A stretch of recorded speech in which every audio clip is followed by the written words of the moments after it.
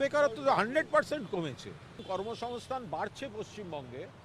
এখনো যারা পায়নি তাদের যাতে কিছুটা সুবিধা হয়, কিছু হাত খরচা, কিছু নানা ইয়ের খরচা, সেটা মমতা বন্দ্যোপাধ্যায় পাশে দাঁড়িয়েছেন, এ তো ভালো কথা। টিচারটা চোর কি বলছে, বলছে বাংলায় নাকি 100% বেকারত্ব বন্ধ করে ঘুচিয়ে দিয়েছে।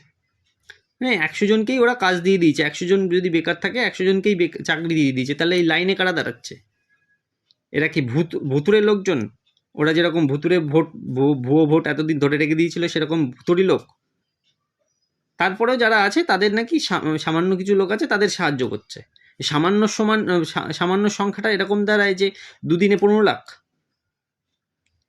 এই চোরেদের আর বিশ্বাস করা যাবে না।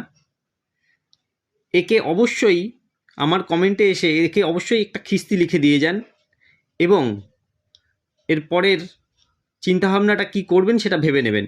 চ্যানেলটা অবশ্যই সাবস্ক্রাইব করে যাবেন।